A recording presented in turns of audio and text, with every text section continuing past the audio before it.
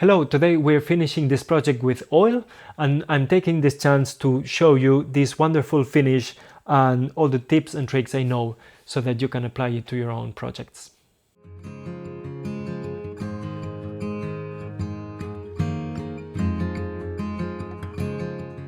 This video is an excerpt of this tool project that we're nearly finishing now. It's almost ready for glue up. You can see here all the components and all the mortise and tenon work we've been doing. You have all of this in the membership. So if you like this content, please go to the membership and you'll find everything I know about mortise and tenon by machine, by hand, with, everything. Oil finishes. There is a huge variety of them and we can classify them in different ways. One of them would be to distinguish between pure oils like tung oil or linseed oil that have one only seed as an origin. Usually it is a seed when they are vegetable oils. There are also, of course, oils that are based in petroleum. This one here, this is a compound oil. So there is a mix of different components that make it far superior, in my opinion, than linseed oil or tung oil, although these are just wonderful. But here you can find a combination that has been really dialed in by the manufacturer to give you the best possible results.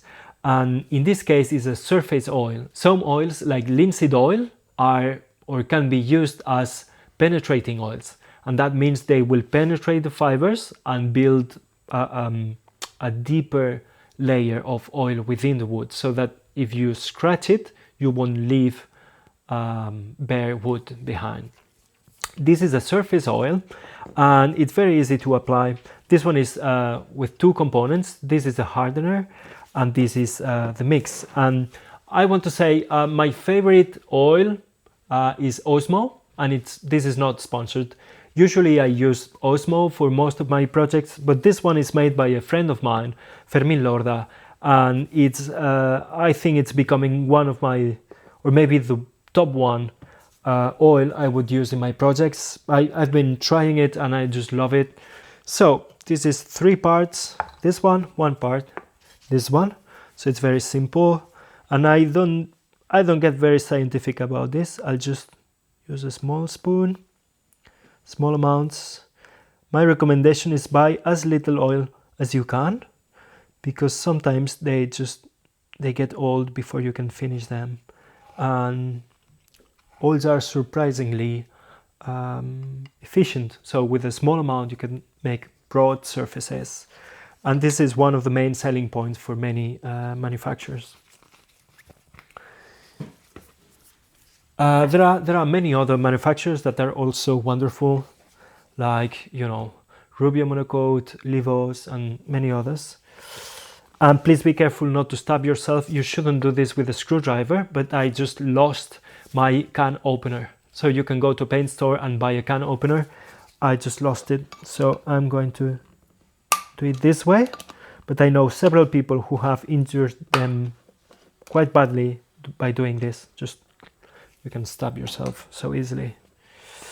Okay, and this is a hardener, and this is only 1 spoon. So I'm going to carefully get 1 spoon of this. And here we are.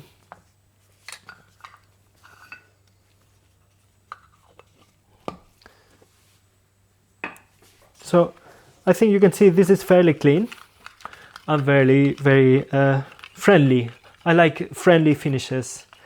I don't need to have a dedicated space for finishing, and I can apply them with a roller, with a cloth, as we'll do today, very deliberately and carefully. So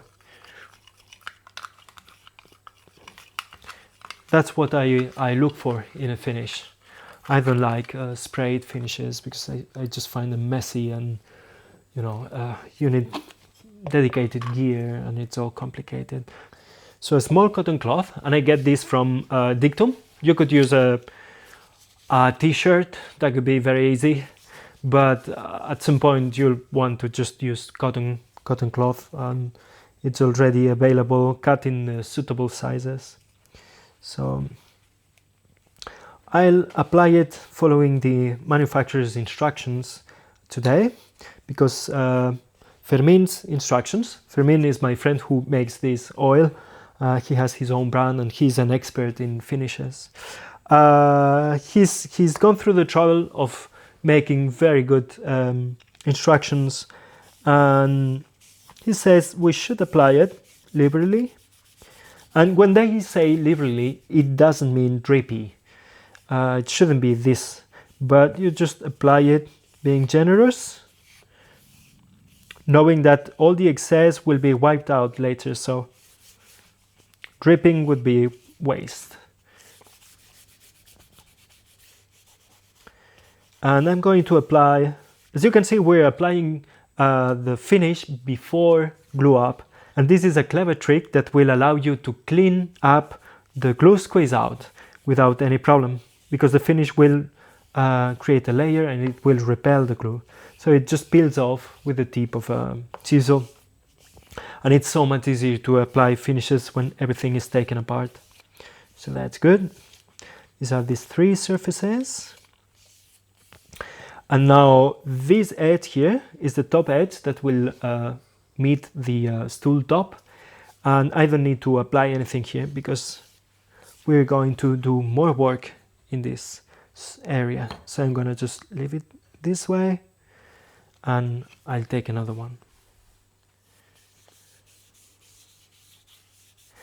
Oil finishes age very gracefully, so they won't flake off like some artificial finishes, you know, like some varnishes and so on. They flake off and they peel and they look really nasty with white water spots and this kind of thing. Oil doesn't do this. It's very clean and it lasts for a long time. So this is one of the upsides. The other one is that you can repair a scratch in an oil finish very easily just by reapplying more oil. You don't need to, you know, to sand the whole piece to reapply the finish, because it will blend in with the pre-existing finish, and so it's very, very easy to repair. That's something I also like. They're also a fairly natural product, which is a plus for me. But of course, if they have hardeners or this kind of thing, you know, and manufacturers, they never tell you exactly what the mix is their secret. And you know, it's a mix of different oils, usually of vegetable origin. And very often they add scents. So you get a kind of nice natural smell, but be careful. And this is one of the downsides of oils. Oils in enclosed surfaces, like the insides of a cabinet, the inside of a drawer, you should never apply them.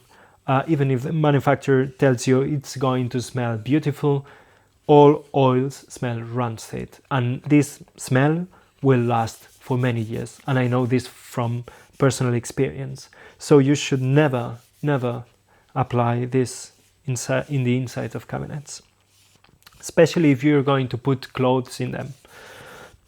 So of course, never on a wardrobe. And another downside of oils is that they are not the strongest surface protection.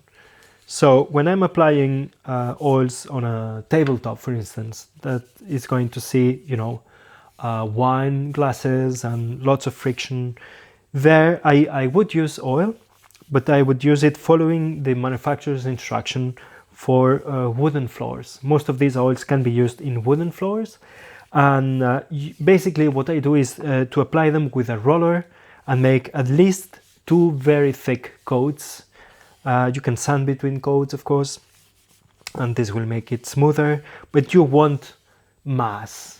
That's what you need. And I had with Osmopolix satin, which is the oil I've used the most over the years, I've had excellent results, but only if you apply a strong coat, or a couple or 3 strong coats applied with a roller. That's the secret. And then it really gets it becomes a shield. And of course, if you have a drip of wine or whatever it is, you need to remove it as soon as you can. The great problem is to find your water spots or whatever it is the day after the party. That's a big issue. So be mindful of this and you'll be happy. When I want a tactile surface, really soft to the touch, I do, of course, the best possible surface preparation, and you'll find in this same playlist and also in the corner of the video, you'll find another video on surface prep. But when I apply oils, I apply a very thin coat and I wipe it off very quickly before the oil starts getting sticky. And for osmopolics, this is usually about 5 minutes. In Ruby monocoat, you really need to be quick, especially if you're using the hardener. And then I would apply maybe 6 coats, sanding between coats, and that means a few days of work. But you get the softest and smoothest possible surface. And I cannot, you have to feel it to understand. But this is a nice way for maybe a wooden box, something that is going to be touched, that is delicate. It's a more delicate way of finishing, but I like it very much. So this, now I'm going to wait for 30 minutes. This is what the manufacturer tells us, and then I will wipe away any excess. So now we can remove all the excess oil, all these shiny areas. And I like this particular one, the Lookwood, because it's quite liquid and it wipes off very nicely. And it leaves a very smooth surface without much work. Other oils need heavy buffing to get really a kind of soft surface. Not this one, so that's a nice thing. And that's all you really need to do. Now we can leave it to rest, and tomorrow we'll glue everything. And this is basically how you apply oils. If you see some dry spots because the wood was very absorbent, then you can reapply a little bit more, wipe it off, and you're done. So it's very friendly. You can do it everywhere as long as you have good ventilation. And please check the instructions because some oils are self-combustible. And spontaneous combustion is something real, and you really need to be mindful of this. I have a colleague who lost his workshop because of that. So please be safe, make your own informed decisions. Remember to like and subscribe this channel if you've learned anything, and see you in the next one.